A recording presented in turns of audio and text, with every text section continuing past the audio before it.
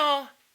Well, today we're going to be doing a long overdue review of this little ELAC 1010 subwoofer. And some of y'all may have seen me unbox this thing. It's probably been over a year ago. And I've been kind of playing around with it a little bit on, some different systems. And I want to kind of go over what this thing is good for and what it's really not useful for. So first, let's go over what I first tried to use it with. I initially hooked this thing up to my main system upstairs with my RP600Ms and my 300B amp, thinking I was going to use it to kind of help, reinforce the bass response in that system.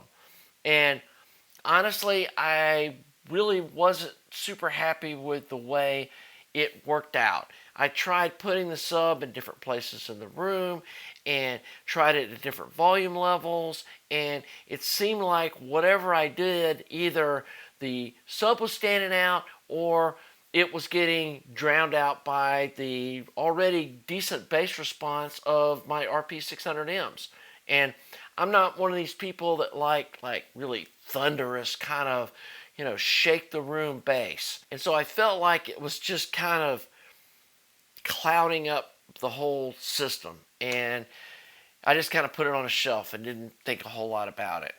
So about a month ago, I was listening to my little 6BM8 amp, and I've got my main system upstairs in my living room, but then I've got another small system down in my downstairs computer room workshop area, and I use this little micro 6BM8 spud amp with these little Eclipse R51Ms that I've posted about before what a great deal these are. And these are about half the size, especially in depth. They're not real deep speakers, and so they don't have a lot of bass. They've got a round bass port in the back, and they got smaller drivers, but they've got really clean sounding mids and highs, and for downstairs for background listening it was fine. Also, this 6BM8 amp, this micro one that I built, has got the smaller 10-watt EdCore output transformers, which are going to limit the bass response that this amp can even put out. And it's only a few watts, so it's not going to do something crazy anyway, but these are real efficient speakers, and so this little amp's plenty to drive these speakers in the space downstairs. And the other thing I'm going to add right now is a little tip too.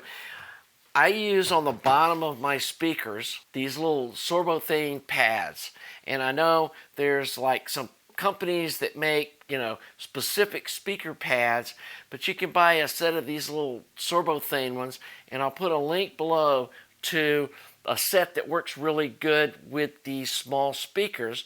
And then they self-stick to the bottom of the speaker, and then I cut a little piece of paper and put it over the pad so it doesn't stick to anything else. And they help isolate the speakers from each other, especially if they're sitting on the same desk or the same board or shelf or same thing.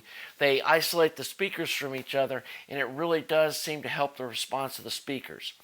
And I use I think Audio Acoustics makes the bigger ones that I use on my RP600Ms, and that's something that's not snake oil, guys. That the speaker isolation little pucks definitely work, but this is kind of a budget way of doing it on budget speakers, because these things on sale are probably a couple $100.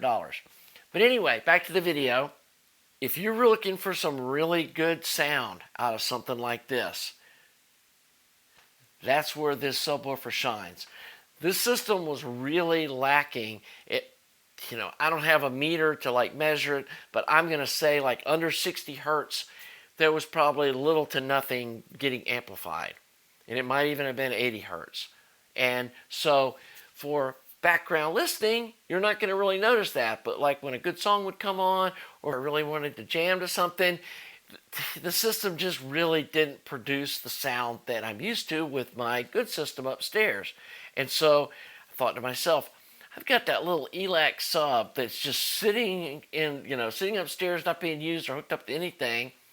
I'm going to hook this up to this little system. And it absolutely transformed the sound of this. It's so rich and full. I honestly have a really difficult time telling a whole lot of difference between this sub with these little speakers and this little tiny amp than I do with a 300B and my RP600Ms. Now, obviously, there's a little difference. It's not quite to that level.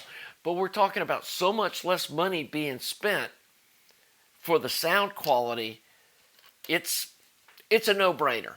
And so if you have a smaller system, whether it's a little small tube amp, or you've got some low-powered solid-state amp, and you've got some small bookshelf speakers like these little R51Ms, get one of these subs. The great thing about it is it has high-level and low-level inputs, so you can hook it up to any system, and hooks right up to the speaker jacks on this little 6BM8, and then there's obviously bass going through this amp. It's just, rolled off decibel-wise, but I can roll it back up with the power solid-state amp that's in the sub via the volume knob, and there's also a roll-off knob where you can dial in how much sub-frequencies are getting done with this versus this. So basically you can set this where it rolls on, where this rolls off. And like I said, if you bring it up too high, then you're, I guess, kind of double amplifying the bass at like 100 hertz, and it sounds too boomy. So you can adjust it to taste, where this takes over, where something like this and these fade off. And I saw that these ELACs got a really good review. Front-facing driver. They got a nice little grill that covers them up, and the grill doesn't seem to impact the sound at all. Where like on these kinds of higher frequency speakers, I tend to run them without the grills because I think they sound cleaner. On this, the grill's fine. You just set it on the floor somewhere. I like to keep it at least in the general vicinity of the other speakers, so the sound's not like coming from who knows where you can kind of tell where it's emanating from. So at least that's me personally. So just put this thing on the floor, hook up the high levels up to your amplifier, and you're good to go. It's also got an auto on feature where you can just leave this thing plugged in and on all the time, and it turns itself on once it starts seeing a signal from the amplifier feeding it. So this is a really great addition to a tube amp system, and they're like $120. And so 2 thumbs up on this guy. I mean, I'm really impressed with what a great combo these little Klipsch speakers are with this ELAC subwoofer.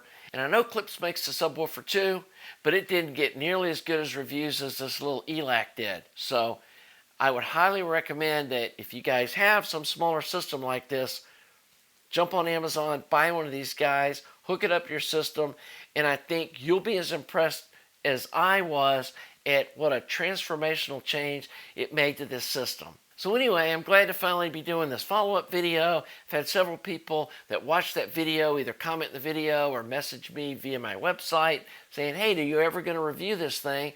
And like I said, I really didn't want to talk about it in a negative light without doing some further testing. Like I said, when I hooked it up to my main system, it just wasn't a good fit. And I don't think it's because of any fault of this sub itself. I think it was just my personal taste, and the interaction with my room and that system just wasn't ideal. And when I moved it downstairs, hooked it up to this little tiny guy and these little bookshelf speakers, it really was able to shine. So anyway, I hope you're enjoying my channel. If you haven't ever been here before and you're just here for this review, you can check out some of my other reviews, some of my other content. I do a lot of DIY stuff. I'm planning on doing more DIY kind of speaker stuff, and maybe even get into figuring out how to do like speaker measurements and reviews in the future. So stay tuned. Please sub to the channel. Please like the video, and we'll see you soon. Have a great day.